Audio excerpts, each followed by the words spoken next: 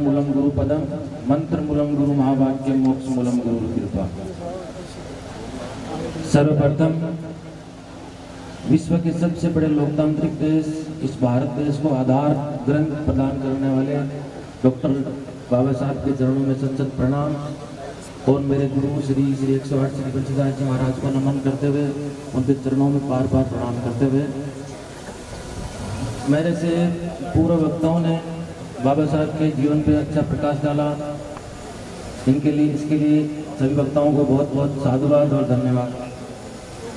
लेकिन हम यदि ईमानदारी से चर्चा करें तो हम पाएंगे कि आज भी कई समस्याएं हैं जो वैसी की वैसी चली आ रही है। इसके जिम्मेदार हम स्वयं खुद हैं। कहीं सरकारों की कमी रही है तो कहीं समाजों में विश्वास की कमी रही है। मैं आपसे ये कहूँगा कि महफूज बनने के लिए बहुत के आगे ना हो, महफूज जैसे नहीं लगता। महफूज बनने के लिए बहुत प्रयास और मेहनत करनी पड़ती है और समाज के लिए वह करना पड़ता है जिससे समाज आगे बढ़े और देश आगे बढ़े।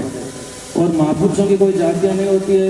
महापुरुषों को अपन जातियों में नहीं बांट सकते और हमें बांटना भी नहीं चाहिए।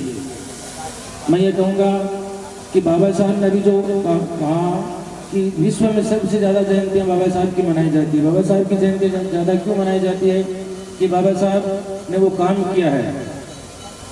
और मैं आपसे ये कहूँगा कि जैसे बाबा साहब की 22 प्रतिज्ञाएँ हैं, विशेष गांव के लिए कहूँगा, बुरा नहीं माने कि बाबा साहब की जैसे 22 प्रतिज्ञाएँ हैं, उसमें एक 70 प्रतिज्ञा है कि मैं आजीवन शराब नहीं पीऊँगा, मैं जिंदगी में कभी नशा नहीं करूँगा।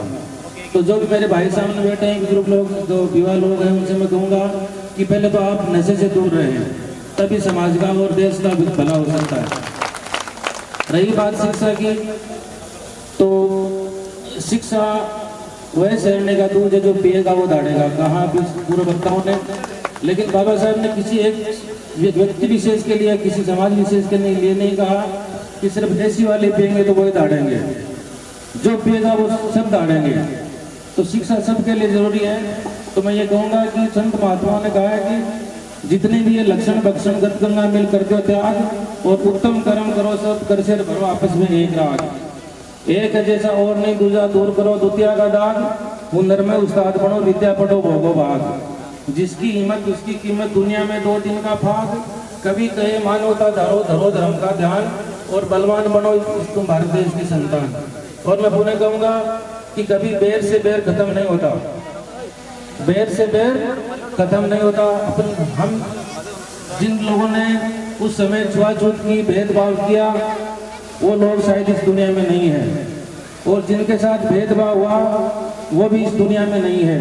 अपन सब लोग उनके बहुत बात की पीढ़ियाँ हैं। तो हम सब लोग एक दूसरे के प्रति भाईचारे की भावना रख करके आगे बढ़ेंगे तो देश आगे बढ़ेगा। और हम सबको एकजुट रहना है और एक जाजक पे रहना है। हम किसी जाति विशेष के लिए नहीं कहते। सर्व समाज जो भारत देश में जितने लोग निवास करते हैं वो सब एक है। पुनः मैं ये कहूँगा कि भाईचारे की भावना रखें और एक जो गरीब व्यक्ति है उसके लिए ऐसा कुछ करें कि वो भी आपके बराबर आ जाए। और मैं पुनः कहूँगा कि जैसे यदि जिन लोगों के हाथ में जिम्मेदारियां रही है और उन लोगों ने यदि ईमानदारी से जिम्मेदारियां निभाई होती तो आज बहुत बड़ा वंचित वर्ग इस देश की संपत्ति होता, वो बोझ नहीं होता। यदि लोगों ने जिम्मेदारियां ईमानदारी से निभाई होती तो गांव के अंतिम छोर पे बसे गरीब का टूटा छप्पर नहीं होता।